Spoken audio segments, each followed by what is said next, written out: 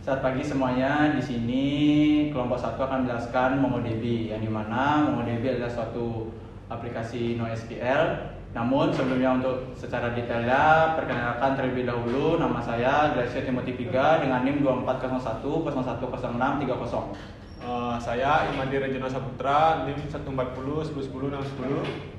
Saya Justinus Marcelino Kabusu dengan NIM 24010010614. Dengan saya Marcelinus Render Mabo dengan NIM 2401010603. Berikut adalah pengertian dari MongoDB itu sendiri.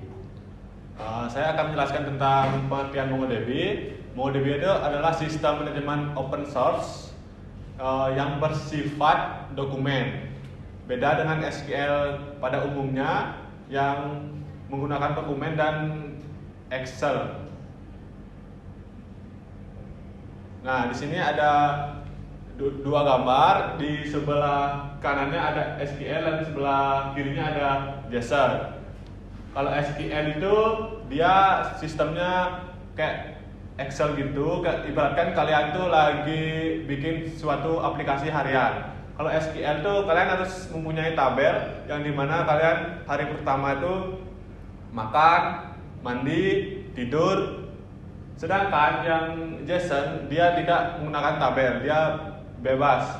Kalau sekarang kalian mau makan, tidur, mandi, besok mau kerja, mau upload gambar, itu terserah kalian. Tapi kalau di SQL, kalau kalian hari pertama itu tidak ada upload gambar, habis itu di hari kedua ada upload gambar, di sanalah kalian bikin tabel baru untuk gambar. Tapi kalau JSON atau MongoDB, dia tinggal masukkan aja data hari itu dan besok kalian bisa menambahkan data apapun.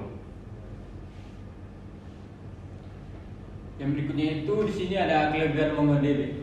Di mana yang pertama itu ada flexibility. Di mana MongoDB itu karena bukan merupakan sebuah tabel, jadi ketika menyusunnya itu harus tidak terpaku pada struktur data tersebut, sehingga tanpa skema, tanpa batas. Yang berikutnya itu ada scalability. Scalability di sini itu terjadi ketika MongoDB itu ketika kita menambahkan data terjadi penumpukan atau pembatasan pada kapasitas server. Di sini MongoDB cukup menambah server sehingga tidak perlu mengganti server, sehingga dapat tidak mengganggu dengan data-data yang ada. Yang kedua ada performance. Di sini karena berupa dokumen, MongoDB lebih cepat dalam hal mencari data atau mengumpulkan data dibanding dengan SQL. Yang keempat itu security. Di sini security itu MongoDB lebih enkripsi sehingga keamanan atau data-data pribadi seorang pengguna itu dapat terjamin keamanannya. Nah, sama halnya dengan manusia pasti memiliki kekurangan, maka sistem juga memiliki kekurangan. Di sini kekurangan MongoDB itu tidak cocok untuk join kompleks. Karena tidak cocoknya itu karena MongoDB di sini menggunakan dokumen, bukan menggunakan tabel, sehingga tidak cocok. Yang kedua itu potensi duplikasi data. Karena di sini menggunakan dokumen sebagai strukturnya, maka terjadi banyak perulangan pada dokumen tersebut. Sehingga ketika ada yang berubah pada dokumen tersebut harus merubahnya semua, makanya terjadi duplikasi data. Yang keempat, pembelajaran ekstra. Pembelajaran ekstra di sini diperuntukkan bagi pengguna JSON karena ketika mereka sudah lama menggunakan SQL, ketika mereka berubahnya ke MongoDB, maka mereka harus belajar bagaimana cara menggunakan MongoDB itu sendiri. Dan yang terakhir ada penggunaan memori yang besar. Di sini penggunaan memori yang besar itu dikarenakan banyaknya dokumen yang disimpan akibat dari perulangan yang dilakukan oleh MongoDB dalam mencari data. Lalu lanjut, saya akan menjelaskan bagaimana sih maksudnya saya mengambil tema di sini adalah ruang guru. Jadi ruang guru ini memiliki beberapa tantangan, yaitu dalam segi pendidikan. dia mengakses beberapa banyak data seperti mahasiswa, data pelajaran, dan data yang banyak lah. Jadi itu membutuhkan sistem yang cepat, dan kadang itu membuatkan ruang guru menjadi lambat dan terus berulang, dan membutuhkan skalabilitas yang cukup. Nah, di sini MongoDB memberikan beberapa opsi atau pilihan yang diberikan oleh MongoDB. Yang pertama itu ada menyimpan semua data pendidikan. Jadi MongoDB itu bisa menyimpan data pendidikan yang banyak hanya dengan menambahkan server saja. Atau contohnya kayak misalnya di bangunan buka usaha, jadi misalnya di bangunan itu rame, tinggal nambahin lagi ruko lagi di sampingnya. Jadi MongoDB seperti itu. Dan yang kedua itu mendukung data kompleks dan fleksibilitas. Jadi dia itu bisa mendukung banyak data seperti yang sudah saya sebutkan tadi, data mahasiswa, data pelajaran, dan yang lain. Dan yang ketiga itu dia stabil untuk jutaan pengguna. Jadi dia itu sangat relevan lah untuk digunakan dalam berbagai perusahaan. Nah, di sini saya akan menjelaskan tadi terdapat teman-teman saya sudah memberikan beberapa kekurangan beserta bagaimana cara MongoDB itu bekerja. Namun di sini saya akan memberikan dua perbandingan. Yang pertama ada Ruang Guru, yang dimana Ruang Guru ini adalah aplikasi yang cukup terkenal di Indonesia. Dan yang kedua adalah Duolingo, yang kita tahu bahwa dia cukup terkenal sebagai aplikasi belajar untuk bahasa asing. Di sini kita melihat ada 4 aspek. Yang pertama, jenis data yang disimpan. Di Ruang Guru, jenis data yang disimpan adalah data siswa, materi, dan komentar. Di sini maksudnya adalah data siswa dan materi, dan komentar itu adalah data siswa adalah dia tuh bagian namanya, bagian NIM-nya atau bagian NIS-nya atau bagian itunya. Itu semua data siswa akan disimpan oleh Ruang Guru berserta materi-materi baik dari SD, SMP ataupun SMA. Dan komentator di sini adalah Ruang Guru akan mencari orang tua. Nanti Ruang Guru itu akan memberikan semua progres belajar siswanya ke orang tua mereka, dan orang tua mereka akan memberikan komentar di situ apakah efektif atau tidaknya. Selanjutnya untuk Duolingo di sini jenis data yang disimpan adalah progres belajar, skor kuis, dan log latihan. Di sini bisa kita lihat bahwa progres belajar itu di dalam Duolingo terdapat berapa persen dari kalian belajar bahasa asing. Di situ Duolingo, karena Duolingo aplikasi untuk kita belajar berbagai bahasa asing.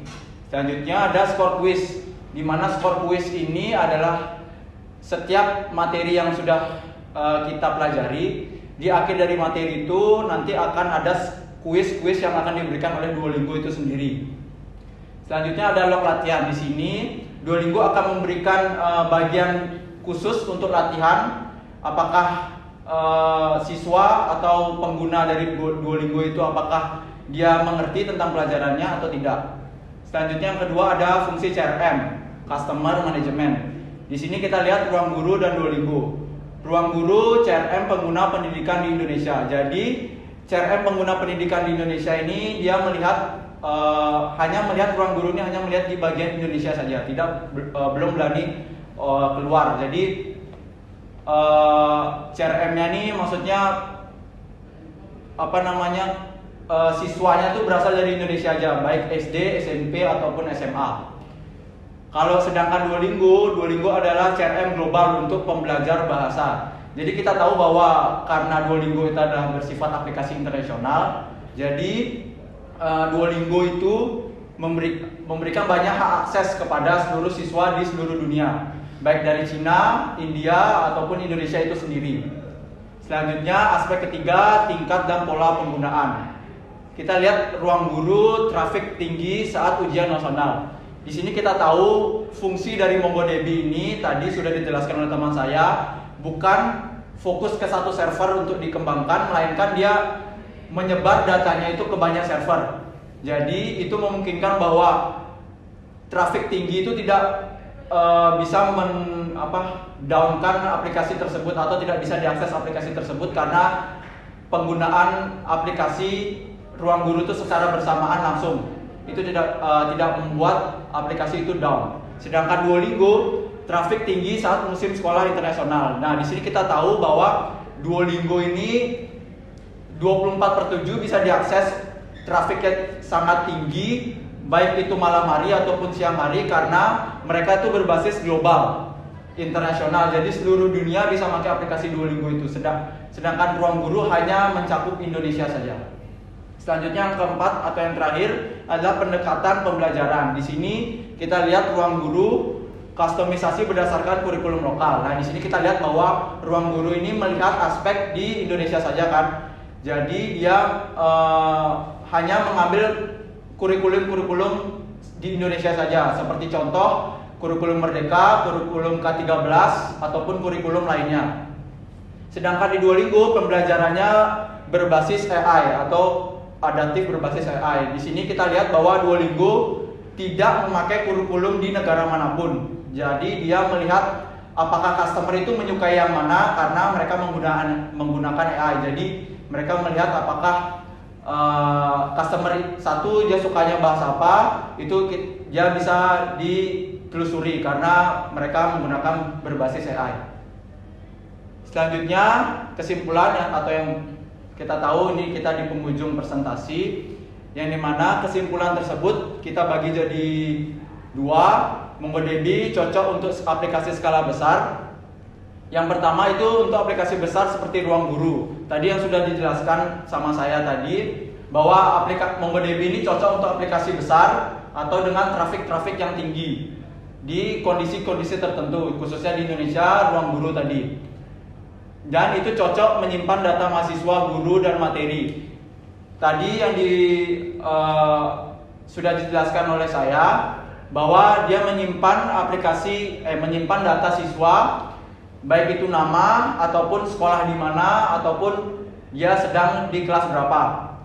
Guru ini adalah Ruang Guru, tadi kan sudah dijelaskan, mereka akan di-mentoring oleh satu guru atau beberapa guru dengan kekuasaannya guru itu masing-masing. Karena guru fokus ke satu bidang saja. Dan di sini yang ketiga ada materi. Ruang Guru sudah tadi menjelaskan, Ruang Guru ada beberapa materi karena guru tadi mementoring, akan materi itu dia akan dijelaskan kepada siswa tersebut. Selanjutnya ada format dokumen dan mudah diatur dan cepat. Nah, format dokumennya ini sangat cepat untuk diakses, itu sangat mudah untuk diatur karena tadi sudah dijelaskan oleh teman saya, MongoDB itu bersifat fleksibel dan tidak seperti SQL yang harus diatur dari awal. Kalau MongoDB atau NoSQL itu bersifat fleksibel, jadi dia bisa diatur kapan saja ataupun bisa memasukkan apa saja yang kita mau. Yang kedua, ini adalah solusi modern untuk tantangan big data. Big data yang dimaksud adalah jikalau suatu sistem langsung diakses secara bersamaan, itu disebut big data. Di sini MongoDB akan memberikan solusinya karena MongoDB tersebar di banyak server dan tidak fokus ke dalam satu server saja. Cocok untuk data yang kompleks dan terus berubah. Karena data yang cukup banyak dan berbeda-beda, itu membuat MongoDB menjadi solusi yang utama. Selanjutnya tetap cepat meski jutaan pengguna. Ya, sudah tadi saya jelaskan, big data dia diakses secara bersamaan, itu menimbulkan, kalau kita menggunakan SQL itu menimbulkan down pada sistem tersebut atau pada aplikasi tersebut.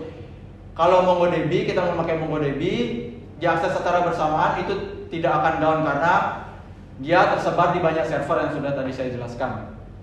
Yang terakhir, kekurangan ada, tapi keunggulannya lebih dominan. Di sini banyak sekali kekurangan dari MongoDB itu sendiri atau NoSQL, namun dari kekurangan-kekurangan tersebut, kelebihannya sangat membantu di dunia modern sekarang ini. karena dia bersifat fleksibel dan mudah diatur.